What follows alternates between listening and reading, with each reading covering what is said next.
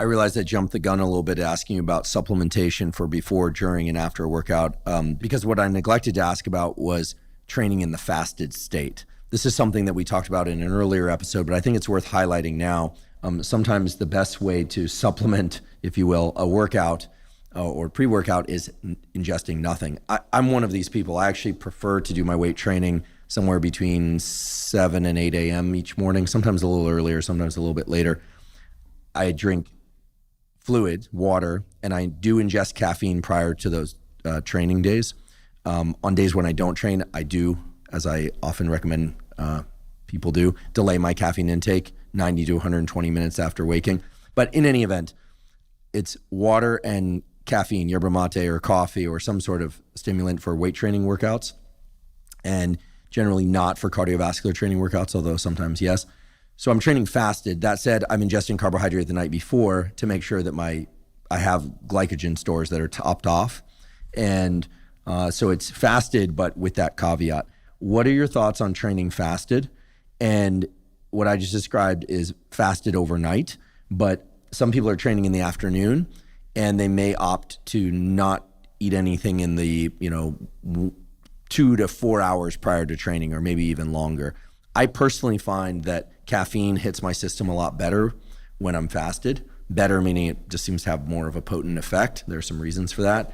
And of course, we dissuade people from ingesting caffeine too late in the day because it'll disrupt sleep. So I'm not saying fast for 3 hours, then drink caffeine, but who knows, maybe that's in your protocol. The simple version of this question is, what are your thoughts on training fasted? And if people are going to train fasted, how should they modulate their fluid intake, if at all? What happens with exercise? In the endurance and metabolism episode, we walk through in the fact that no matter what you're using for fuel, carbohydrates or fat, or even other potential sources, the end product of all of those is ATP, CO2, and water, right? So you're trying to make ATP. That is the fuel for exercise. Now, ATP is adenosine triphosphate, so 1, 2, 3 phosphates on top of an adenosine. Well, what you may have not put together is if you hydrolyze ATP and you break off one of those phosphates, you now have ADP. If you do it again, you have AMP, adenosine monophosphate. If you do it one more time, now you just have adenosine. And if you have then, therefore, run through a lot of exercise, burned a lot of energy, you have increased the amount of adenosine that's floating around. Now, if you have a high concentration of adenosine, what's that going to make you want to do? That's going to bind to certain receptors, and we know when those receptors get bound to, you fall asleep. Bingo. Caffeine will competitively bind to those receptors. Therefore, that's why caffeine stops you from feeling like you want to go to sleep, right? So we have a very clear relationship between exercise fuel. In fact, if you look at the literature, there's a pretty clear relationship between the more caloric expenditure in different sports and the higher amount of hours needed for sleep.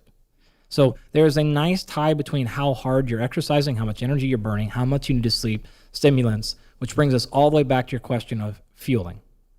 So do I need to fuel prior to my exercise bout? If you're going to be limited in your exercise bout by fuel, then fueling is necessary, one way or the other.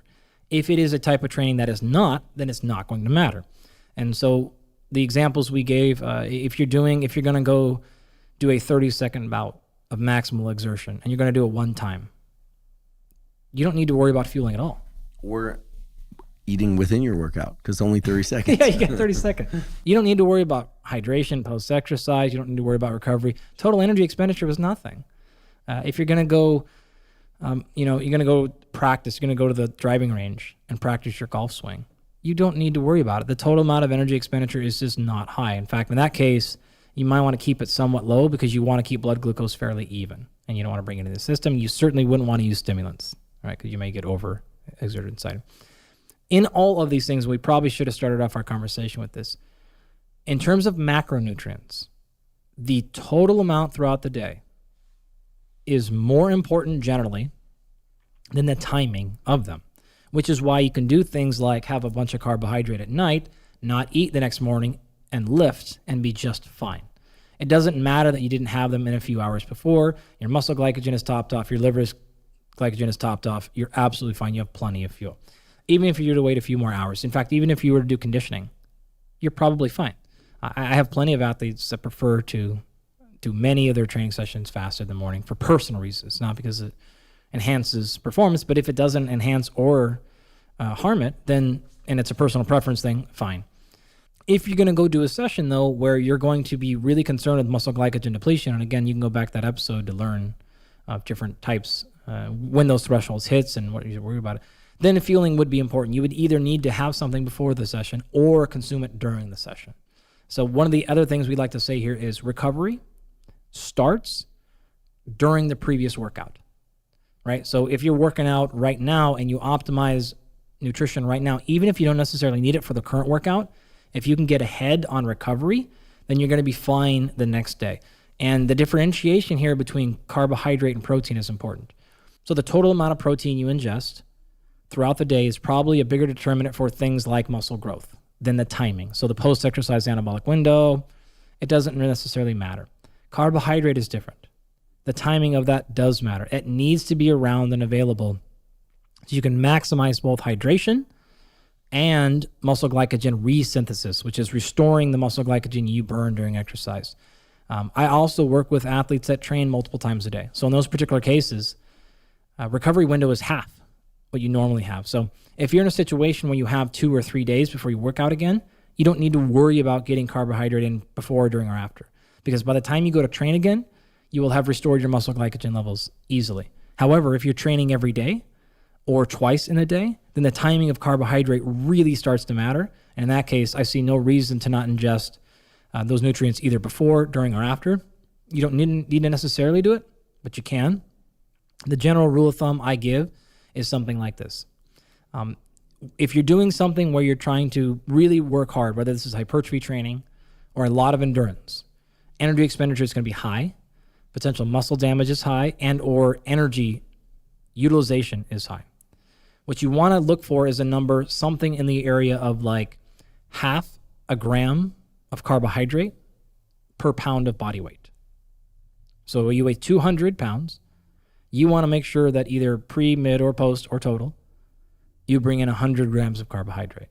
It's just a very rough number to start. Protein is about half of that.